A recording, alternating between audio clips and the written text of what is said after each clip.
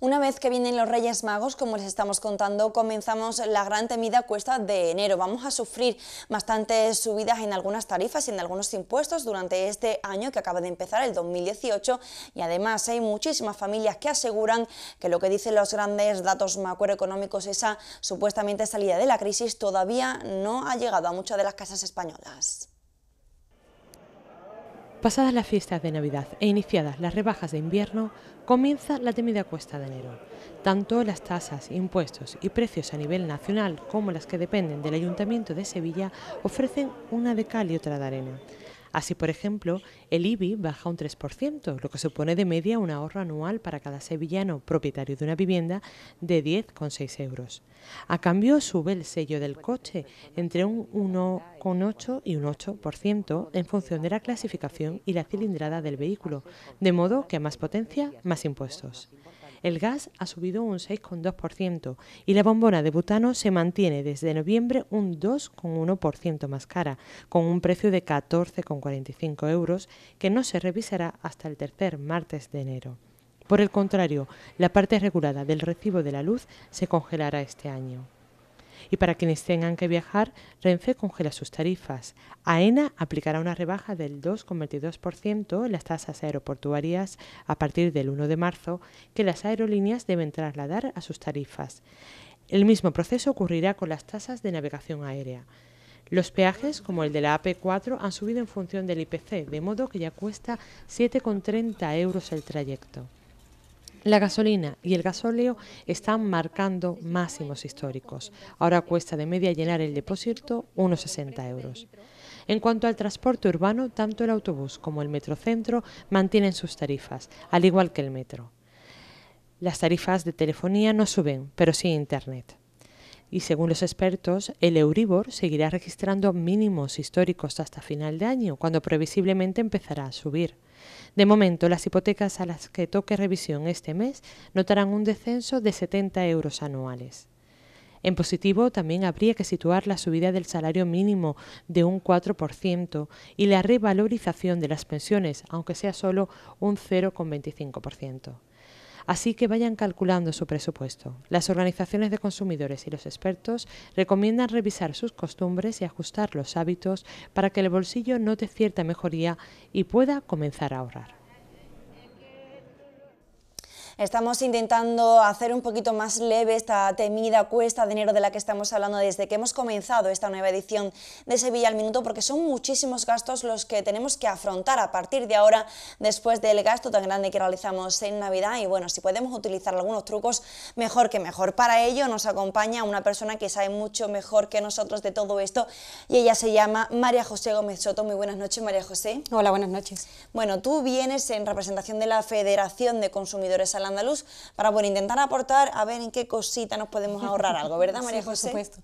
A ver de qué manera podemos hacer frente a la temida cuesta de enero, ¿no?, después de los excesos que han venido en las Navidades. Lo primero, María José, ¿se nota o no se nota la recuperación económica en las casas normales? Yo entiendo, o nosotros estamos comprobando, que lo que es el consumidor de a pie está notando poca esta recuperación. Quizás hay más personas que hayan encontrado empleo, que puedan hacer frente a unos gastos, pero no estamos para hacer dispendios de gran volumen ni acometer grandes gastos hoy en día, porque sobre todo hay mucha inestabilidad en el tema laboral. Hay más contratos, pero contratos de menos duración, de menos horas, entonces eso no permite a la ciudadanía meterse o comprometerse a grandes dispendios, ¿no?, a grandes gastos, sino quizás vivir un poco más holgados que han vivido unos años atrás, pero en este momento no estamos todavía diciendo que podamos tener una recuperación como la que había años antes de la crisis. Nosotros hemos explicado esta mañana en las páginas de nuestra cabecera del Correo de Andalucía cuáles son estos impuestos que van a subir, que son bastantes. Entonces, a lo que el consumidor le queda realmente es ajustar sus hábitos diarios, ¿verdad? Efectivamente, hay gastos que son fijos, que son ineludibles, sobre los que no se puede escatimar, ¿no? Estamos hablando, pues, por ejemplo, de la hipoteca, estamos hablando del gasto de la luz, estamos hablando del seguro del coche o del seguro de la vivienda, estamos hablando de gastos que son ineludibles, los gastos escolares. Hay muchos gastos que no se pueden escatimar, pero luego queda un pequeño reducto de dinero que se supone que se puede dedicar a gastos diarios, ¿no? Entonces ahí donde quizás podemos trabajar un poco, pues, para ahorrar algo de dinero o para bien gestionarlo mejor y sacarle mayor rendimiento a nuestros recursos económicos. Incluso ha dicho dicho la OCU que hay algunas personas demasiado organizadas que incluso podrían llegar a ahorrar 3.000 euros al año si se organizan también, pero a nosotros nos parece una cifra demasiado alta, ¿no? Sí, hombre, eso se trata de tener mucho tiempo para dedicarse exclusivamente a las compras y ver dónde te sale más barata la leche, dónde te sale más barato el pescado, e ir a cada sitio de la ciudad o incluso de la provincia a ver dónde pudieras sacarle más partido a tu dinero, ¿no?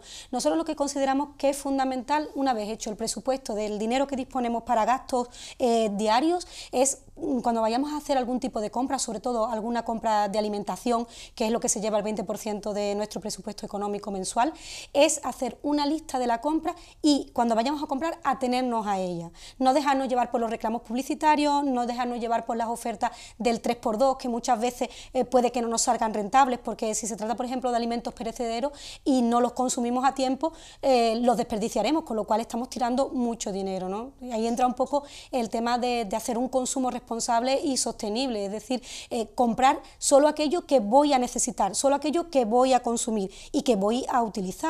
Entonces, por ejemplo, en el caso de la comida es un desperdicio absoluto comprar comida que luego vamos a tirar porque haya caducado o porque esté en mal estado. Entonces, ajustarnos a lo que es realmente nuestra necesidad de consumo. Y luego en otro tipo de productos que no sean alimenticios, pues intentar lo máximo posible productos que tengan una larga duración, que tengan larga vida, que no sean de usar y tirar, que en el caso, por ejemplo, de los electrodomésticos o productos informáticos, que sean de fácil reparación y que luego, por ejemplo, también podamos darle otras vidas o podamos reciclar, ¿no? María José, hay personas que incluso dicen que para hacer esta organización de nuestro presupuesto y de nuestro gasto, incluso hay que escribirlo en papel, porque todo el mundo sabe más o menos lo que tiene que comprar en el supermercado, pero si tú te llevas tu lista bien y por escrito, incluso todos los gastos de todo el mes, además de la alimentación, pues lo que te puede gastar en gasolina, si lo ves de forma visual en un papel, te puedes hacer una idea mucho más esquematizada, ¿verdad? Sí, nosotros es una recomendación que, como he dicho anteriormente, es fundamental. Hacer un presupuesto o un presupuesto con el dinero que tengamos, es decir, yo gano 1.000 y de esos 1.000 sé que 300 se los lleva la hipoteca, que 200 lo voy a tener que gastar entre suministros de electricidad, de telefonía, de agua y luego el resto del dinero pues es lo que me quedan, otros 500 me quedan pues para hacer la compra durante todo el mes o pagar, comprar zapatos para los niños, distintos elementos que pueden surgir a lo largo del mes. Entonces eso es muy importante que lo visualicemos, puedes decir en papel o puedes decir en algún soporte electrónico, pero es importante que lo visualicemos. Y a la hora de hacer la compra, lo que decía, llevarnos una lista que la podemos llevar en el móvil o que la podemos llevar en papel, pero atenernos a la lista y todo lo que sea visualizar. Y otro elemento que nosotros le damos mucha importancia es al uso y o sobre todo al abuso de las tarjetas de crédito.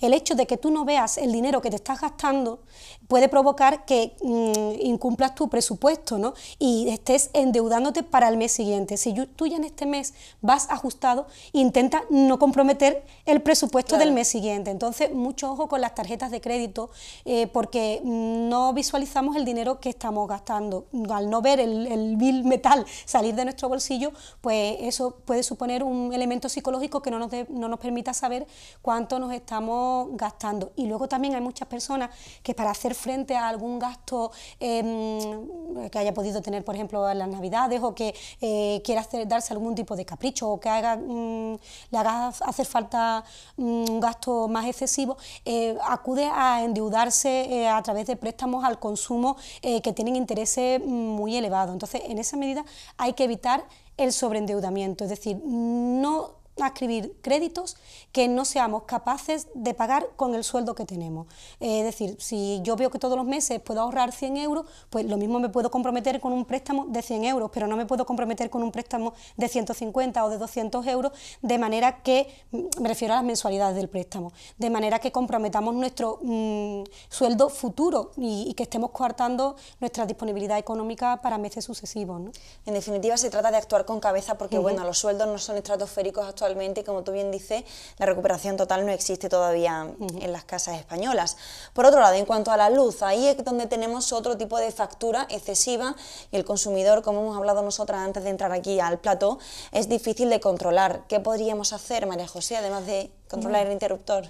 Sí, la factura de la luz tiene el principal problema es que gran parte de lo que se paga en la factura son peajes o son, por así decirlo, impuestos, ¿no? Entonces el gobierno se ha comprometido a congelar la parte que le corresponde de esos peajes, ¿no? Entonces lo que es un 40% de la factura aproximadamente, eso no se va a mover. Sin embargo, lo que es el suministro real de la electricidad, eso depende del mercado mayorista, y en eso intervienen circunstancias tan ajenas a nuestra propia voluntad como el precio de las materias primas, que haya olas de frío, que haya olas de calor. Es decir, la subasta de la electricidad no depende de lo que yo consuma o lo que no consuma. Entonces, teniendo en cuenta estos elementos que nos vienen dados y sobre los que nosotros no tenemos capacidad de actuar, el consumidor lo que sí debe hacer es actuar de manera consciente sobre su consumo energético, intentar reducir el consumo a lo que realmente necesite, evitar el despilfarro energético,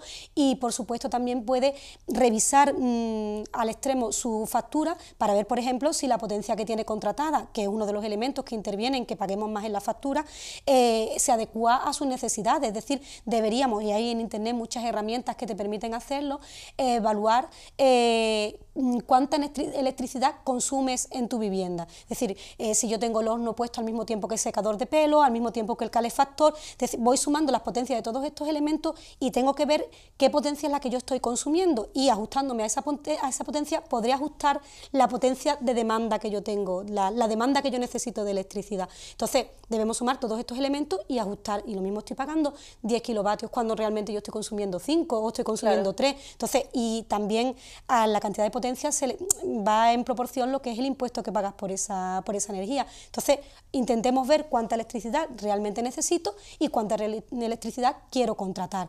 Y luego, por supuesto, también podemos ajustarnos pues a las franjas horarias en las que más nos interesa. Es decir, se trata de intentar buscar la comercializadora que se ajuste mejor a nuestras necesidades eléctricas y que nos ofrezca mejores planes, ¿no? Y si también estamos en la capacidad de someternos o solicitar el bono social, pues también es un elemento de ahorro que ayuda, pues por ejemplo, a las familias con menos recursos, a las familias numerosas, a las personas de la tercera edad.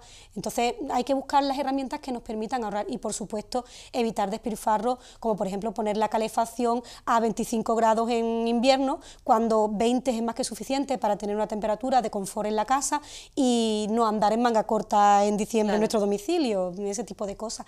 Y siempre, por ejemplo, que tuviéramos una vivienda individual o que nos la permitiera la comunidad de vecinos, deberíamos optar por las energías alternativas, que son una solución que a corto plazo hay que hacer una gran inversión, pero a largo plazo nuestro bolsillo lo nota, y además pues estaremos ayudando al medio ambiente e intentando hacer un consumo energético más sostenible, ¿eh?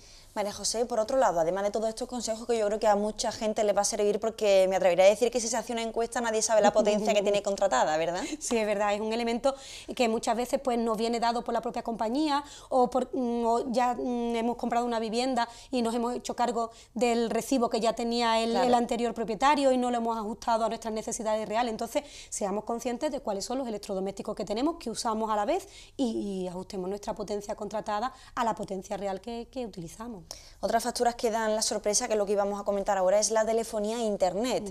Tenemos muchas familias contratado ese pack, ¿no?, familiar, en el que hay, pues bueno, 5 contratos abiertos, 4 contratos, y al final, pues mes a mes, no te das cuenta, lo estás pagando y resulta una factura bastante más ancha de lo que habías contratado inicialmente, con lo cual hay que revisarlo mes a mes. Sí, efectivamente, nuestras necesidades en telefonía y en telecomunicaciones muchas veces cambian, y entonces hay veces que tú dices, bueno, es que este mes llamo más y el mes que viene lo mismo llamo menos, y ahora me sobran muchos minutos, y ahora, entonces lo mismo, a veces estamos pagando contratos que nos dan un servicio que está por encima de lo que realmente necesitamos. Deberíamos intentar ajustar nuestro consumo a nuestras necesidades, o nuestra factura a nuestras necesidades, nuestro contrato a nuestras necesidades reales.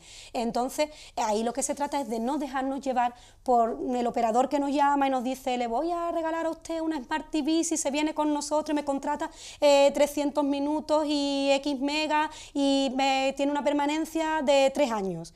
Lo mismo, yo no necesito todos esos megas, no necesito la Smart TV, no necesito, sino lo que necesito es llamar a mi familia más cercana, tener X números a los que me sea la tarifa plana y claro, intentar ver un poco cuáles son realmente mis necesidades y no dejarnos llevar por las grandes ofertas publicitarias, no dejarnos llevar por la insistencia de los operadores, sino analizar realmente lo que yo consumo, lo que yo necesito, y si tenemos, por ejemplo, hacemos un consumo más escueto de tarifa de datos, pues ajustarlo a lo que realmente necesito y utilizar, pues por ejemplo, cuando estemos en sitios donde se nos pueda suministrar wifi, pues aprovechar ese wifi, o en casa no utilizar los datos del móvil, sino utilizar la wifi de la vivienda, es decir, intentar ajustarnos y no pagar de más por servicios que no estamos empleando. María José, nos quedamos con ese consejo porque el objetivo es tener tiempo y comprar también con cabeza y con prudencia para afrontar esta cuesta de enero. Muchísimas gracias. Gracias a vosotros. Nos vemos en otra ocasión. Gracias.